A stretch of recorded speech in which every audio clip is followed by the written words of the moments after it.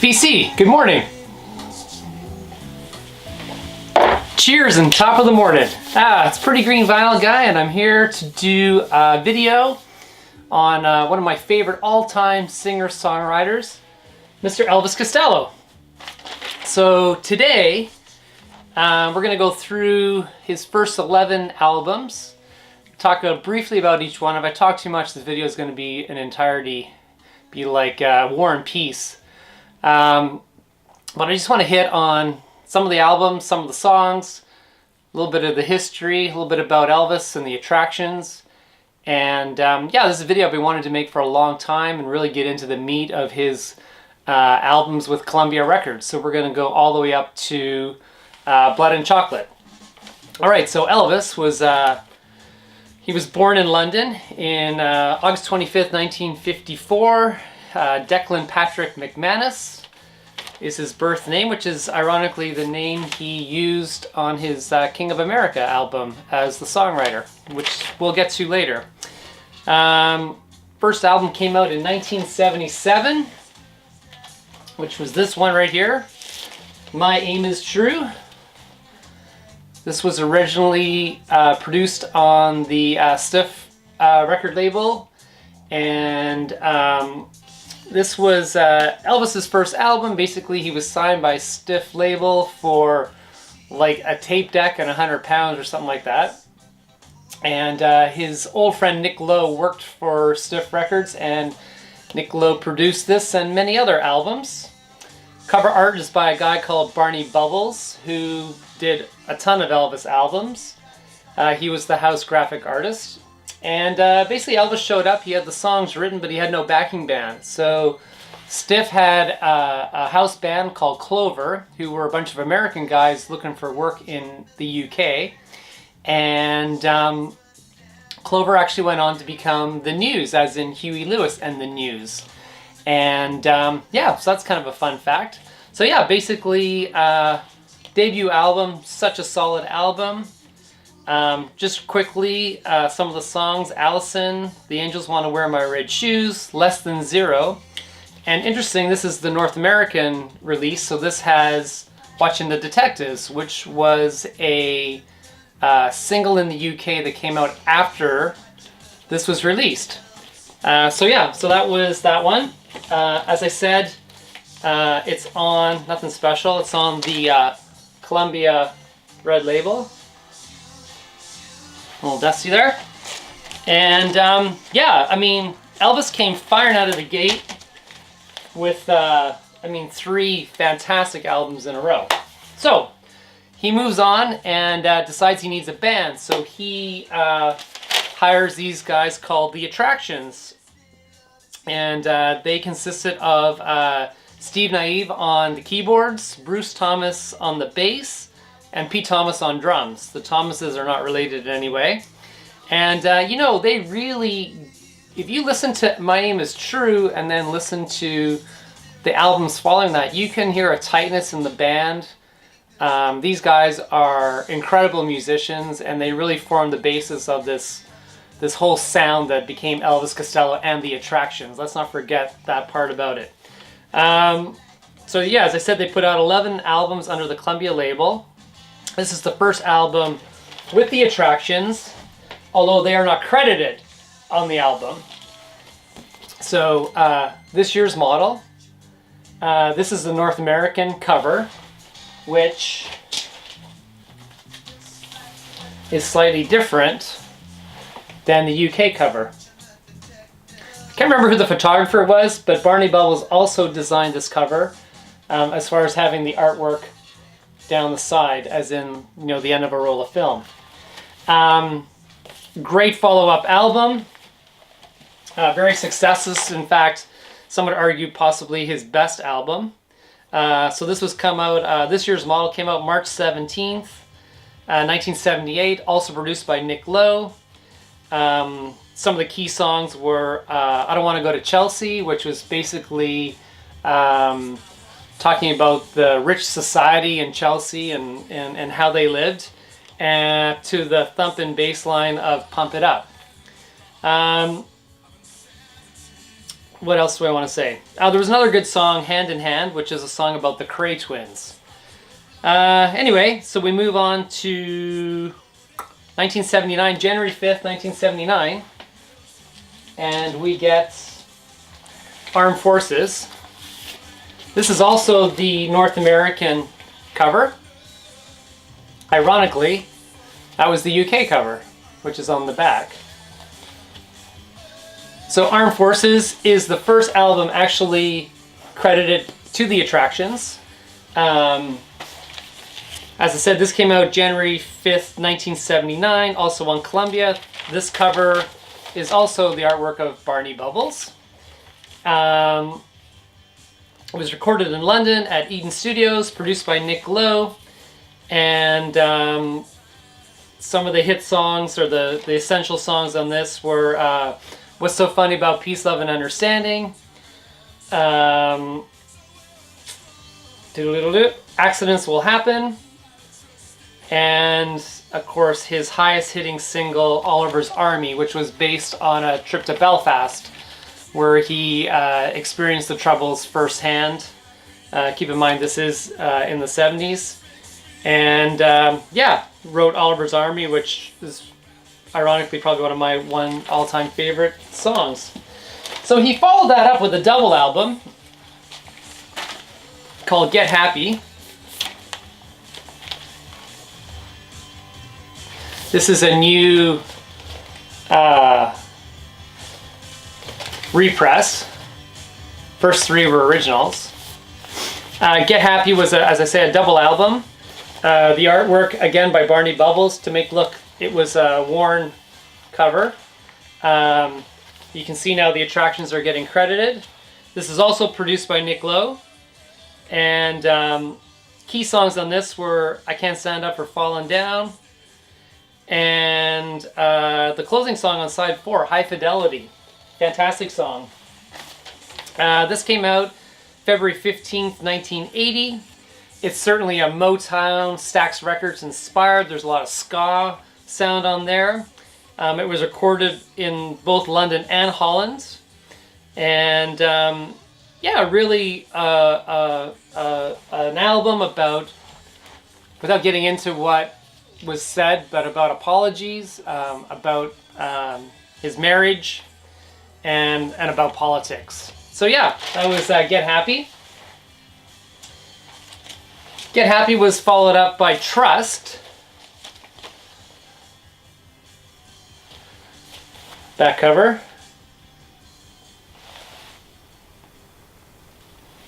And Trust, again, is produced by Nick Lowe. A lot of people, Elvis hated this album himself. I think at some point he wrote that, I'm sorry if you purchased this album. It's my worst album I've ever made. But you know, time has been kind to Trust. It actually is a good album. Glenn Tilbrook from Squeeze sings on From a Whisper to a Scream, which was a great cut. Other great songs on this are New Lace Sleeves, which opens side 2, and the hit Clubland, which opens side 1. So, you know, Trust is actually a decent album. It's got a lot of some Clash influences. It has some Bo Diddley influences, and it's a record of its time. Yeah, it says here Nick Lowe is not to blame for this one. So there you go. I think there was a lot of infighting in the studio and a lot of stuff going on there. So what do? You've put out 5 albums. You're living in London through, you know, punk, post-punk, new wave. You decide to go to Nashville and record a country record. Of course that's what you do, right? And that's what Elvis did. He went to Nashville and he recorded Almost Blue. Because why would a young man from London go and sing country songs? Actually, if you go on YouTube and you look up the making of Almost Blue, it's about an hour-long movie. A film crew from ITV, I think it is, followed Elvis to Nashville and went through the whole process. And I gotta say, it's an amazing documentary. it's so awesome seeing Nashville in 1981, and just the clothes and the hair and how people are walking around and all the interactions. And I think Elvis says at the time it's a city of 300,000 or something like that, and it'd be in the millions today. So it's amazing, seeing the old Greyhounds pull in. Highly recommend it. So Almost Blue was recorded in Nashville. November 23rd, 1981 is when it came out. He had this idea to make an album and have it produced by Billy Sherrill. Billy Sherrill is, he was the king of Nashville. He had this kind of wall of sound that included, like a country wall of sound. He had his own backup girls. He had his own strings that he added in post-production. And Elvis loved this. He wanted to he wanted to marry, what he knew from London and his sound from London, and marry it with the best of Nashville country and western. So it's an album of covers. You have songs written by Hank Williams, Merle Haggard, Don Gibson. I should also note that John McPhee, not McVie from Fleetwood Mac, McPhee was a member of Clover. Remember Clover from My Aim Is True? Well, Elvis brings him back into the band, and he plays slide guitar, which, of course, when you think of country music. So that was a return of John McPhee to the band. And Elvis had a hit of this. It was a remake of a famous George Jones song called A Good Year for the Roses.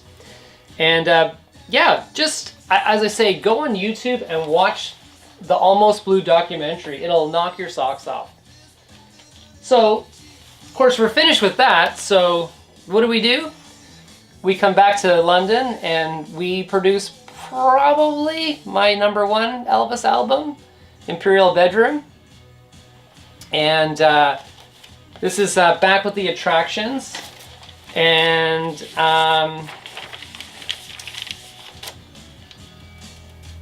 back with Nick Lowe, is that right?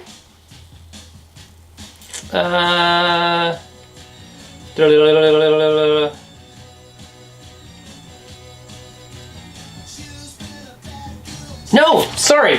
Yeah. No, this is Jeff Emmerich. Yes, I knew there was a change here. Yes, Imperial Bedroom is produced by Jeff Emmerich of Beatles fame.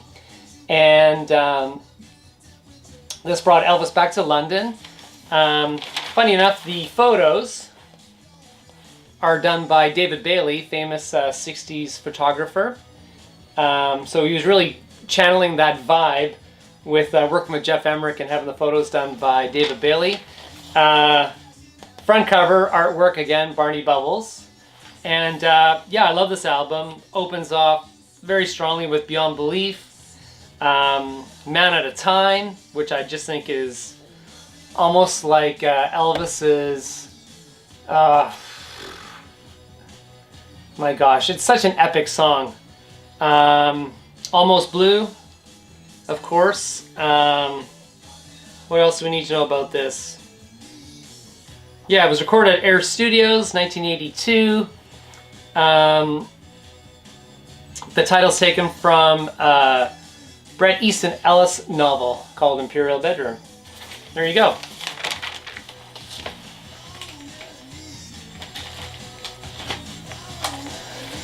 So now Elvis goes on to 1983, probably one of his most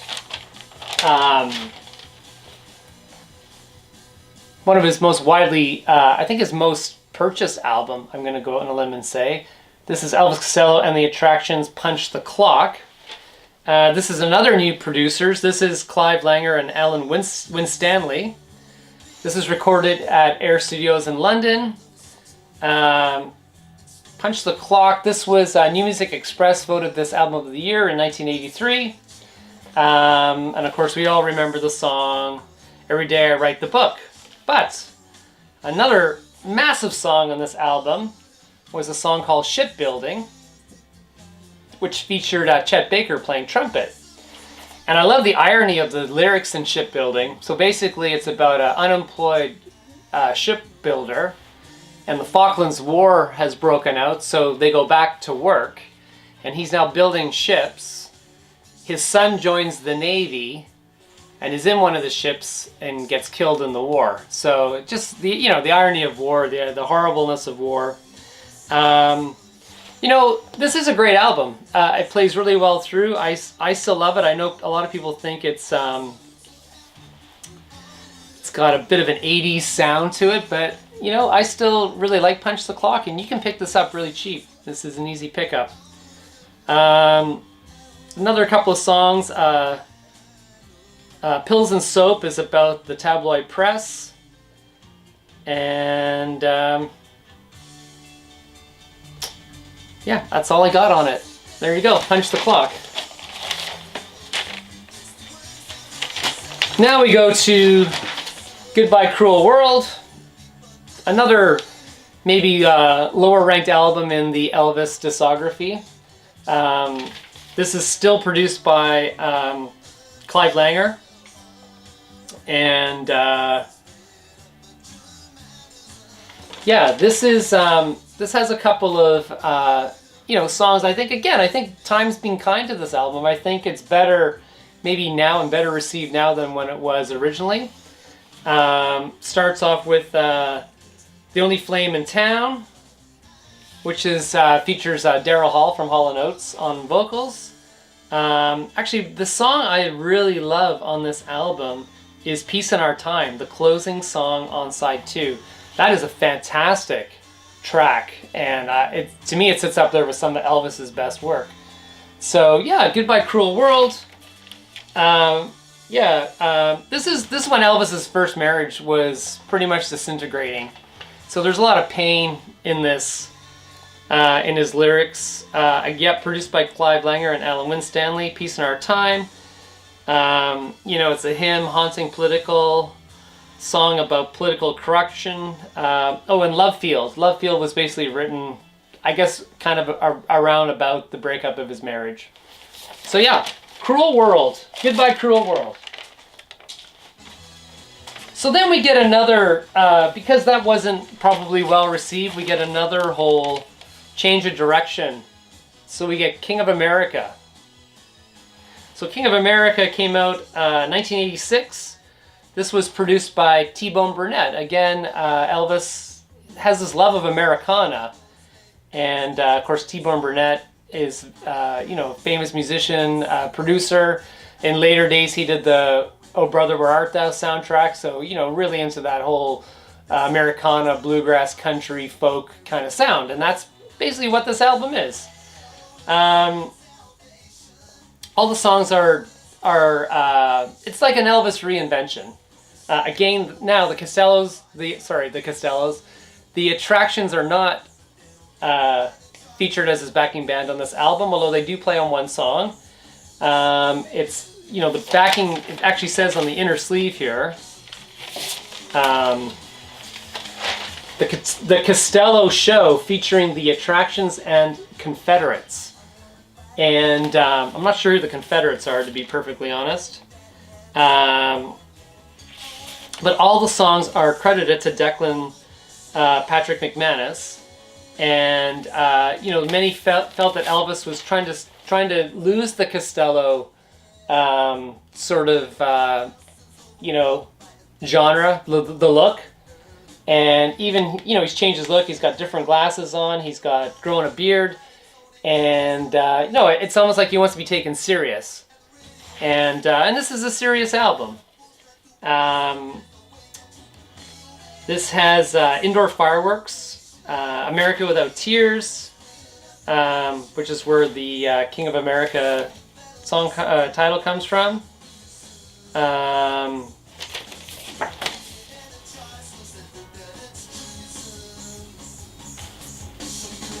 Just trying to see. Oh yeah, I do know who the Confederates are. They were Elvis Presley's backup band. I totally had a brain fart there. So yeah, so he enlisted people that had played with Elvis. I think famous for that Elvis 69 show. And Elvis Costello, King of America. Brilliant mistake. sorry, that's where the title track, King of America, comes from. That's a fantastic song. What do I have here? Yeah, Elvis's TCB band. TCB. I wear it proudly and Jack of all trades? Jack of all parades, I apologize. Which are love songs, Indoor Fireworks, and America Without Tears. Standout tracks. And then the last album on this run puts him back together with Nick Lowe, and back together with the Attractions, and back to being Elvis Costello. And this is Blood and Chocolate. And again, this is another one of my all-time favorite Elvis Costello albums. Interestingly, that Elvis on the back cover is has named himself Napoleon Dynamite, which is long before the movie Napoleon Dynamite came out. So it makes you wonder if the writer of that movie got something out of that name. This was released 1986, September. It was recorded at Olympic in London. It was released 6 months after King of America. And a lot of people, you can really feel the tension of the musicianship in this album. The Attractions were pissed off that they had been bumped off of King of America. And, you know, I think this was the groundwork for the breaking up of the band. But they went out in style. I love the song Tokyo Storm Warning. Fantastic song. It was recorded live as a band because Elvis, he acknowledged that the band was angry and he wanted to capture that. And so yeah, two standout songs for sure are Tokyo Storm Warning, which was about Thatcherism and how the world was on this sort of road to ruin, and I Want You, which was you know, sort of Elvis's own personal sort of struggles. But yeah, so that's my little sort of introduction talk about Elvis Costello and the Attractions. That's his 11 albums with Columbia, which were pretty much all featured on, oh, just in time. Pretty much most of the songs I talked about are on this Greatest Hits on vinyl that you can, I think, pretty readily pick up if you're new to Elvis or looking to discover him. And give that a try. Most of the big songs are on here. I mean, I know I skimmed over a few things there because I just didn't want this to be, I mean, it could be hours long. You know, we didn't talk about Radio, which was, you know, famous for the song he was to, no, pardon me, he was supposed to play Less Than Zero on Saturday Night Live. And it's about Oswald Mosley, who was a fascist leader in England. And Elvis knew that the American audience was not going to know who that was. He was thinking they're going to think it's about Lee Harvey Oswald. And basically after playing the first couple of notes of Less Than Zero, he cuts into Radio, which was his single at the time. And of course, Radio is an anti-radio song. And NBC weren't too happy as they owned many radio stations. That's what Saturday Night Live is on. So Elvis was banned from Saturday Night Live. But he actually soon came back into favor, and I believe he holds the record for most musical appearances. So anyway, Declan Patrick McManus, I think just an outstanding singer-songwriter, along with his Attractions. They deservedly went into the Hall of Fame, I think, in 2011. And we'll leave it at that.